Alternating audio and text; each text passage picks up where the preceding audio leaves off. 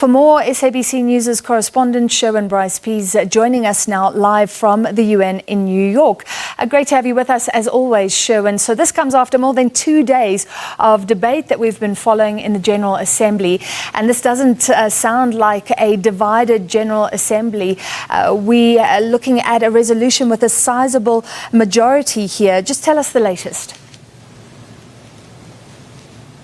Given how difficult it is to reach consensus among the 193-member General Assembly, no less in the 15-member UN Security Council, Francis, you know how fraught it is to reach consensus. 141 countries voting in favour of this resolution, 5 against, including Eritrea, Belarus, the DPRK, voting along with Russia.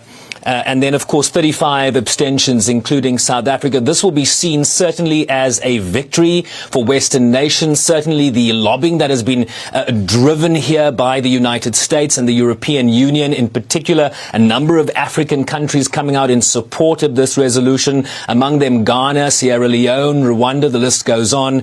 But South Africa critically abstaining in this resolution. We can talk a little bit about that, but certainly in terms of what this resolution says, it basically calls on Russia to immediately and unconditionally withdraw its forces from Ukraine. It reaffirms the sovereignty, independence, unity and territorial integrity of Ukraine. It, of course, calls for an immediate cessation of hostilities.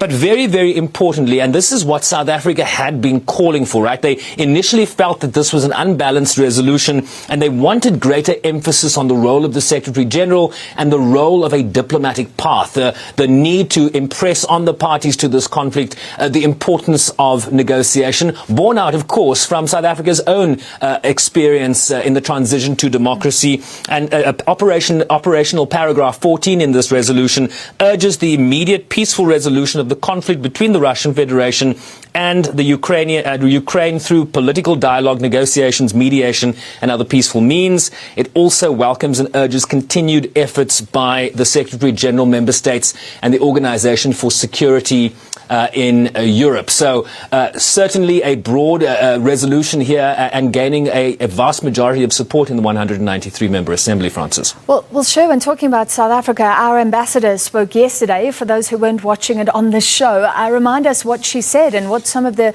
reaction has been to our position as a country. Yeah, these were sort of positions put forward by member states before the vote. I can tell you that South Africa's ambassador is also due to take the floor in the next 30 minutes or so to provide an explanation of vote. But let's focus on what she said yesterday, Ambassador Matu Joini. She said that the charter, the UN charter that is, calls for the peaceful settlement of disputes. Peace is the best built through dialogue and diplomacy. It was important for all nations to respect the principles of international law and international humanitarian law. Of course, the humanitarian situation, something that is escalating and certainly out of control. We urge all parties to approach the situation in a spirit of compromise.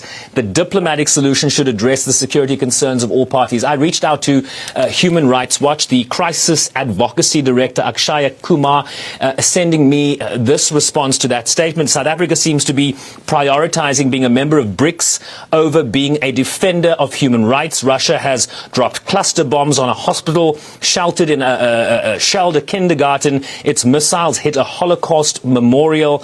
And this conflict has sent hundreds of thousands fleeing for their lives, and yet the South African ambassador had no words of condemnation. So certainly a little bit of criticism directed at the South African position. Of course, a position that has changed after that Department of International Relations statement last week that explicitly called for Russia to respect the UN Charter and withdraw its troops. And of course, there's been some pushback and some pullback from that position in the days since.